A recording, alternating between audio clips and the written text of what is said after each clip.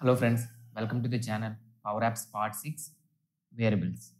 Friends ఈ వీడియోలో మనం పవర్ యాప్స్ క్యాన్వాస్ యాప్లో వేరియబుల్స్ని ఎలా యూజ్ చేస్తాం, ఏ టైప్ ఆఫ్ వేరియబుల్స్ మన క్యాన్వాస్ యాప్లో ఉంటాయి అండ్ ఆ వేరియబుల్స్ అనేది ఎలాంటి సినారియోలో యూజ్ చేయాలనేది ఈ వీడియోలో డిస్కస్ చేద్దాం ఫ్రెండ్స్.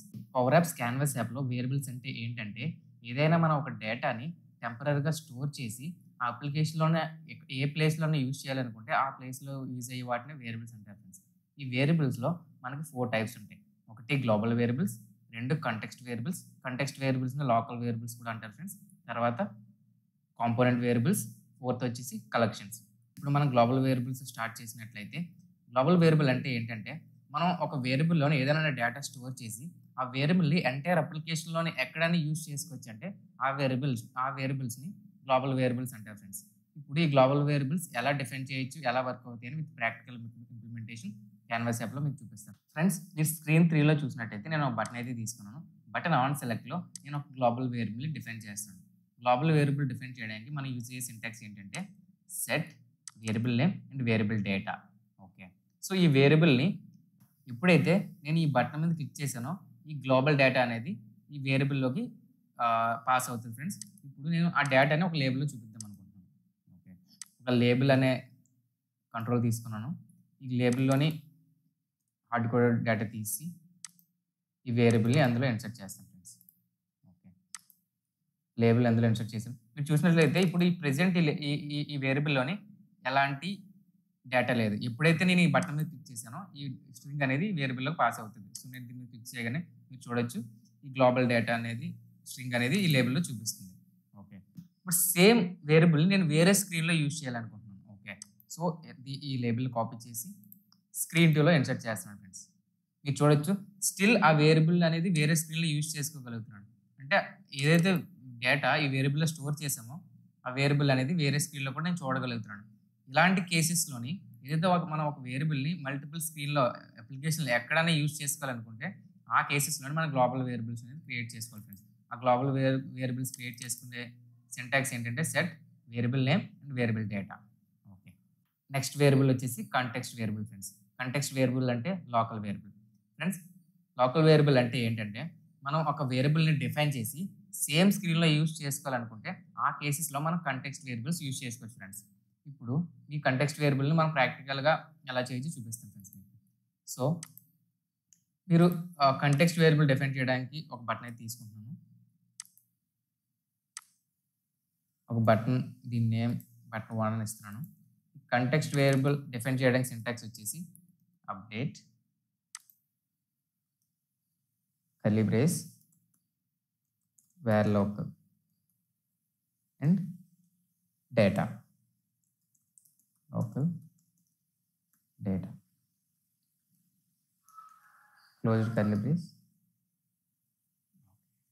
సో ఫ్రెండ్స్ ఇప్పుడు ఈ వేర్ లోకల్ అనేది ఒక వేరియబుల్ నేమ్ ఫ్రెండ్స్. మనం లోకల్ వేరియబుల్ని ఆర్ కంటెక్స్ట్ వేరియబుల్ని డిఫైన్ చేసినప్పుడు సింటాక్స్ ఇది friends. Update context curly brace variable name colon and variable data and closed brace. This is the syntax for the local variable. Okay, so ఎప్పుడైతే ఈ button click చేశానో ఈ లోకల్ డేటా అనేది string ఈ వేరియబుల్లోకి అసైన్ అవుతుంది friends. Okay, so ఈ data నేను చూపించడానికి ఒక లేబుల్ అయితే తీసుకుంటున్నాను ఫ్రెండ్స్. ఒక లేబుల్ అయితే తీసుకుంటున్నాను. ఈ హార్డ్ కోడెడ్ వాల్యూ తీసి ఆ లేబుల్లో ఈ వేరియబుల్ని అయితే ఇస్తున్నాను. మీరు చూడొచ్చు ఫ్రెండ్స్ ఇనీషియల్గా ఏ డేటా లేదు ఇందులోనే.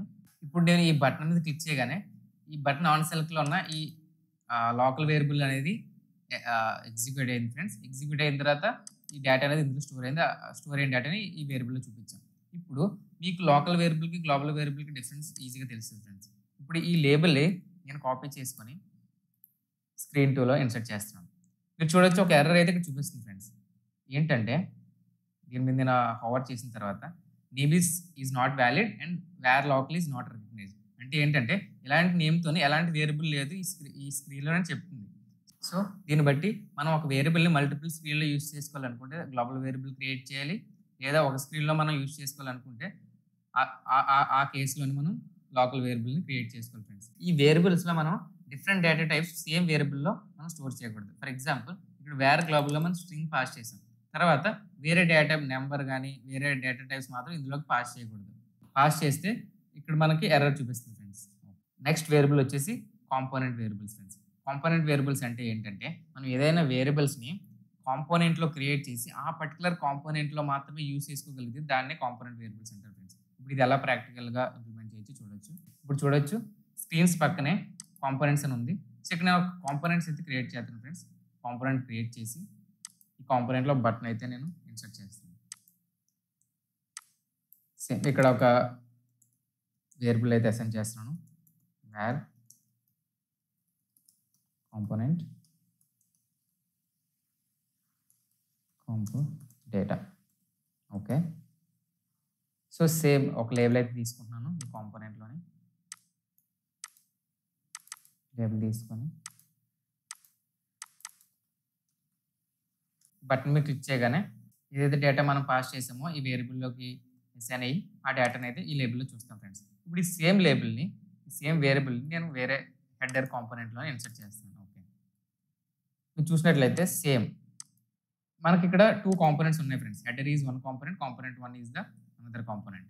ఈ హెడర్‌లోని ఏదైతే వేరియబుల్ మనం కాంపోనెంట్ 1లో క్రియేట్ చేసానో ఆ వేరియబుల్‌ని నేను హెడర్‌లో యూజ్ చేయాలనుకుంటున్నాను. సో ఆ కేసెస్‌లోని మనకి ఇక్కడ ఎర్రర్ చూపిస్తుంది ఫ్రెండ్స్. చూడొచ్చు same error. Name is not valid, var component is not recognised. అంటే ఇలాంటి వేరియబుల్‌తో ఈ కాంపోనెంట్‌లో ఎలాంటి వేరియబుల్ లేదని చెప్తుందన్నమాట. సో దీన్ని నేను డిలీట్ చేసేస్తున్నాను. ఇది ఫ్రెండ్స్ ఇది component variable. Friends next variable వచ్చేసి కలెక్షన్స్. కలెక్షన్స్ అనేవి మన పవర్ యాప్స్, క్యాన్వాస్ యాప్‌లో చాలా ఎక్కువగా యూజ్ చేస్తాం. దీని గురించి డిస్కస్ చేద్దాం. ఫ్రెండ్స్ చిన్న రిక్వెస్ట్ ఫ్రెండ్స్, ఈ వీడియో మీకు నచ్చినట్లయితే దయచేసి లైక్ చేయండి. మరిన్ని వీడియోస్ కోసం మన ఛానల్‌ని సబ్స్క్రైబ్ చేసి సపోర్ట్ చేయండి. ఈ వీడియో మీకు యూస్‌ఫుల్ అనిపిస్తే మీ ఫ్రెండ్స్‌తో షేర్ చేయండి. మీకు ఎలాంటి క్వెరీస్ ఉన్నా, మీరు ఏదైనా ఇన్ఫర్మేషన్ పవర్ యాప్స్ గురించి షేర్ చేయాలనుకున్న కామెంట్ సెక్షన్‌లో మెన్షన్ చేయండి.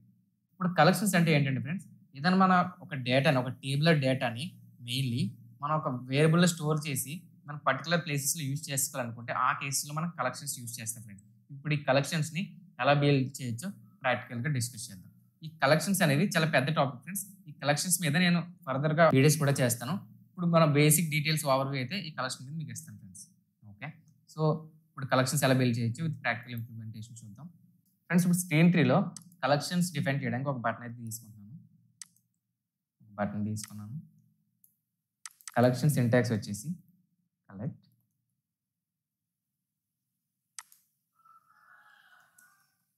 collection name cold data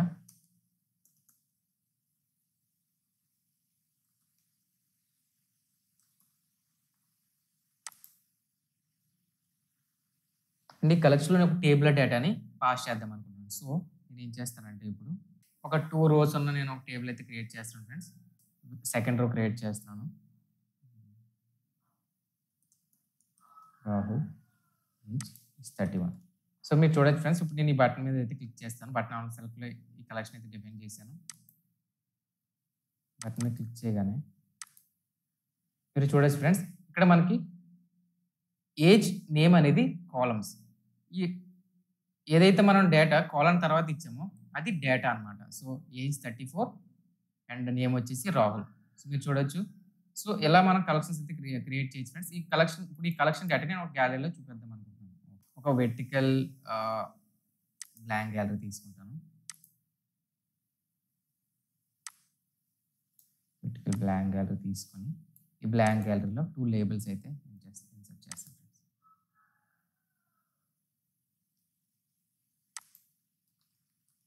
2 labels insert చేశాను నేమ్, ఏజ్ చూపించడానికి. సో ఇప్పుడు ఈ కోల్ డేటా అనేది టేబుల్ కదా, ఈ టేబుల్ తీసుకొని గ్యాలరీ ఐటమ్స్లో ఇస్తాం ఫ్రెండ్స్. ఓకే. మీరు చూడొచ్చు ఫ్రెండ్స్, ఇక్కడైతే మీరు చూడొచ్చు గ్యాలరీలో మనకు 2 లేబుల్స్ ఉన్నాయి.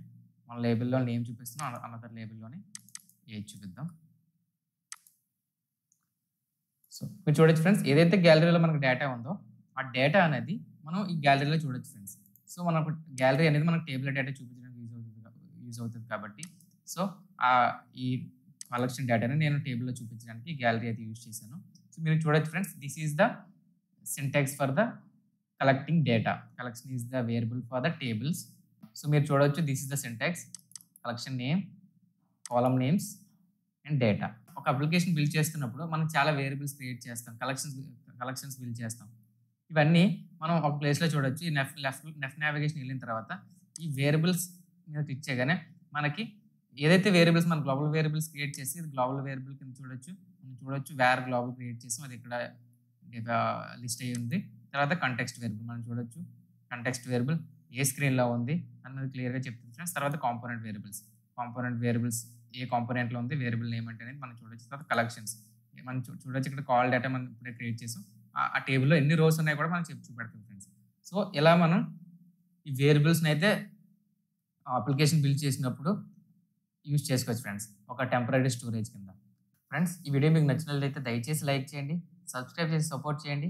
వీడియో మీకు యూస్ఫుల్ అనిపిస్తే మీ ఫ్రెండ్స్తో షేర్ చేయండి అండ్ కామెంట్ చేయండి. Thank you very much friends.